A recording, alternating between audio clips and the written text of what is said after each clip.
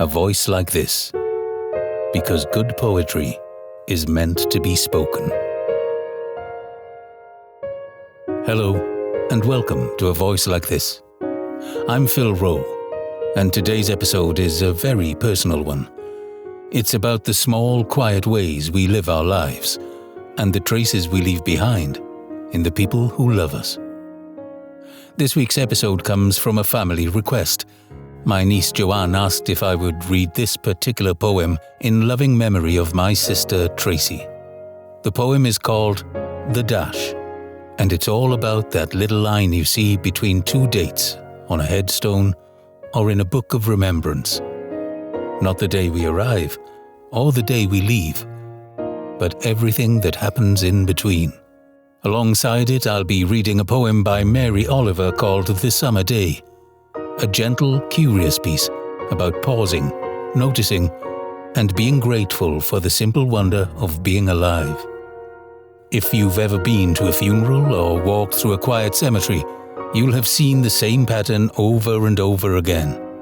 A date of birth, a date of death, and a small dash in the middle.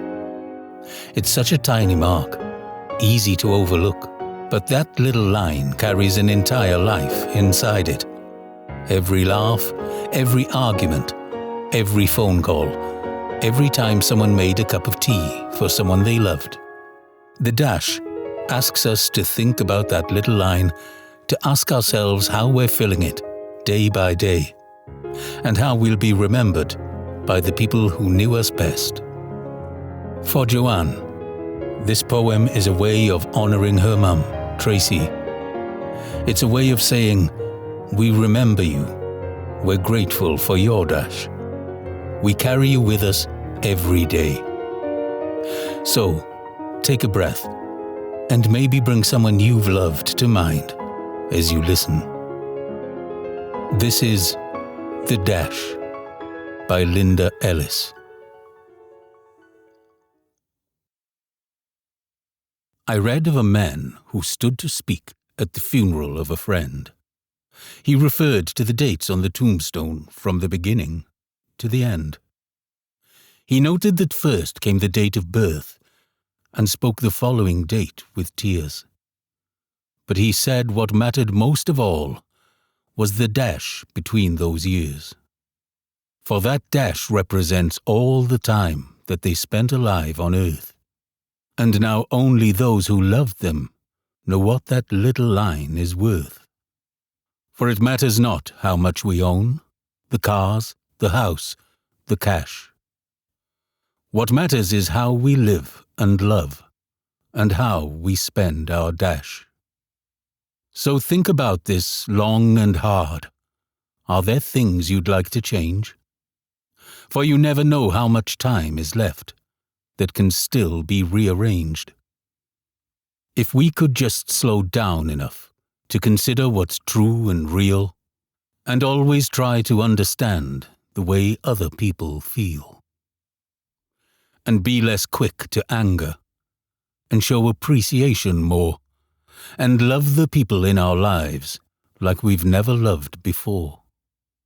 If we treat each other with respect, and more often wear a smile, remembering that this special dash might only last a little while.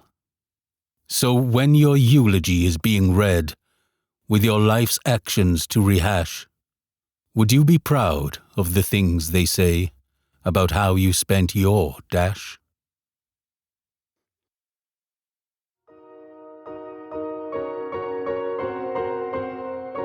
Every time I read that poem, I find myself thinking less about dates and more about moments. Not the big, dramatic turning points, but the little ordinary ones that quietly define us. For me, it brings to mind moments with all of the loved ones I have lost, family and friends.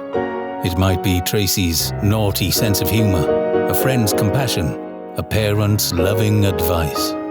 Those are the things that live in the dash. And of course, when we lose someone, we often look backwards. We wish we'd had more time, more conversations, more chances to say the things that went unsaid. but the dash gently nudges us towards the present. It asks, what are you doing with your dash today? How are you loving the people around you while you still can? And that's where our second poem comes in.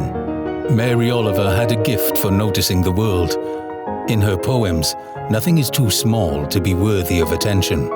In The Summer Day, she invites us to stop rushing around long enough to really pay attention, to look closely, to listen, and to recognize that being alive right now in this moment is in itself something miraculous.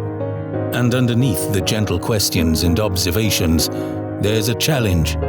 If life is this precious, how will we choose to live it? This is The Summer Day by Mary Oliver.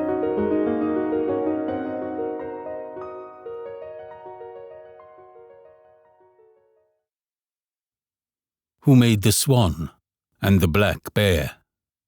Who made the grasshopper? This grasshopper, I mean. The one who has flung herself out of the grass. The one who is eating sugar out of my hand. Who is moving her jaws back and forth instead of up and down. Who is gazing around with her enormous and complicated eyes. Now she lifts her pale forearms and thoroughly washes her face. Now she snaps her wings open and floats away. I don't know exactly what a prayer is. I do know how to pay attention, how to fall down into the grass, how to kneel down in the grass, how to be idle and blessed, how to stroll through the fields, which is what I have been doing all day. Tell me, what else should I have done? Doesn't everything die at last and too soon? Tell me, what is it you plan to do with your one wild and precious life?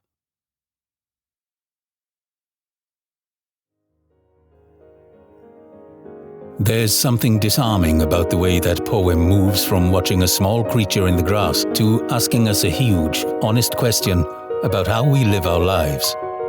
It doesn't shout. It doesn't scold. It simply says, look, this is your life. What will you do with it? When we set the summer day alongside the dash, a kind of shape appears.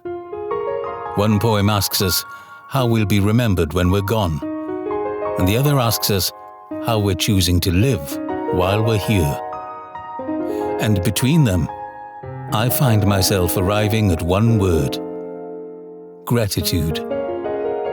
If you're listening to this while thinking of someone you've lost, I hope these poems have brought you a little comfort, and maybe a reminder that their dash is still alive in you, in your memories, your stories, and the way you live your own life. If this episode has meant something to you, you might like to share it with someone who's also remembering a loved one today. And if you'd like to hear more poetry like this, you can follow or subscribe to A Voice Like This on your favorite podcast app, so you don't miss future episodes. Before we finish, I want to say a special thank you to Joanne for asking me to read the dash in memory of her mum, my sister, Tracy. This episode is for you both, and for everyone listening who's carrying the memory of someone they love. Thank you for listening to A Voice Like This. I'll be back next week with another brace of poems to read. Until then, take care.